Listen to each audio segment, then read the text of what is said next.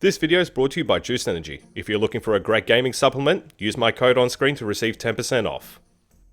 Team Fortress 2 is a pretty old game, and like a lot of games in that era, most of them don't last due to a sequel or that the servers get taken off from either the platform or the publisher itself. So when it comes to other class-based or live-action shooters, how is it whenever a massive successful game or a game that constantly gets updates actually doesn't succeed as much in this day and age? Most of the people who comment and say it's just that there are better games coming out, and sometimes that's the case, when in reality it's more the fine line between a game's audience, the future sustainability, and just bad business decisions. And if you decide to throw greed into the game while making excuses and neglect customer feedback and complaints, the game can die, further breaking down a fandom on decisions, which can cause a lot of long-term issues on a company. When you put this on a business side such as Blizzard, their content is made by themselves since they want to make the commitment of offering that service. However, there's always a catch. While most game developers label the content as being free, they will usually find a way to lock in the base experience by marketing it strategically. These include both the new or casual audience who wouldn't mind spending the $15 for a one-time thing, or the die-hard fans to buy everything because they love the game, because publishers know it will make them money. In the long term, you're paying for more than what the game was originally released, plus a lot more with every little thing they didn't highlight. Now, in all means, games like Overwatch is not a bad game. However, presenting the game as what it is and can be isn't a great thing when you're promoting a game, because there's issues around this structure, where I feel like the lack of resources or going back on their word aren't being addressed properly for the consumer, and instead are worried about their other monetization options.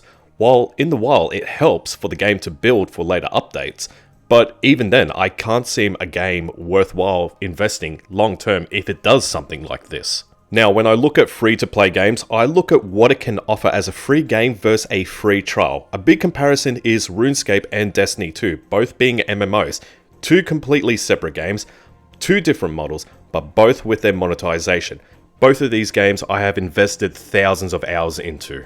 When you compare a game for being free, you look at why you want to look at paying money, for more story, for more skills, or an additional content. Destiny 2 feels like a free trial. You do a handful of missions and that's it.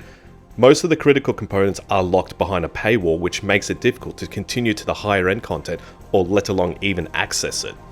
RuneScape, however, offers the game as a free experience, offering a good amount of quest, majority of skills that can be maxed, and a fair bit more to offer.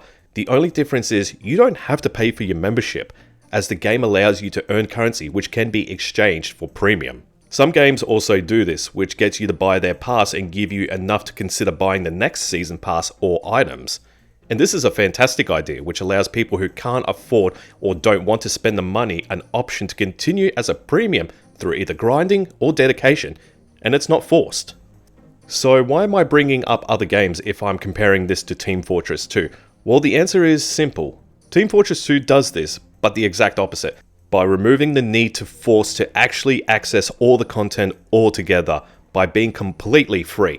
There is no lock into what you can or can't access besides some inventory spaces. And all the classes are playable right off the bat, unlike the modern MOBAs for today. The only thing preventing on not being a premium is a handful of communication and item management, which isn't too much of a huge issue. When I mean completely free, I mean everything is free, and it allows the choice of spending money or earning from rags to riches. It offers a lot of ways that you can either make money from unboxing, trading, or man vs machine tours. Literally, if you get lucky enough on either side, the game can set you up for a while, and if the main game doesn't do it, there's thousands of hosted servers that allow you to play different modes, not being restricted to the core game. Now, when I made my Save TF2 video over a year ago, I never mentioned once about the game being bad, and it's nowhere from being perfect. It's just the little things caused the game to be less enjoyable and how it felt ignored. While the newest update came out, fixing a couple of issues and gave us a breath of fresh air, I hope this is actually the start of what Valve sees in the potential of their continuing game. And with the recording number of people joining the game, I hope it gets better from there. And while making this video as well, the Scream Fortress update came out and it actually felt kinda nice that they cared and they gave us more to invest in. And of recent, I've been picking up the game again, and I've actually been really enjoying it a lot more than what I thought from the long absence. It feels a lot more has been cared for, and upon making this video, it actually feels more and more updates and content seem to be right around the corner. And it actually makes me happy that a big amount of the TF2 community is coming back together, whether that be in-game or making videos. Do I feel like Team Fortress 2 is going to last? Maybe. If this keeps up and we keep seeing a positive increase of plays and more fun updates, like what we have with Scream Fortress, then I see a positive future for Team Fortress 2.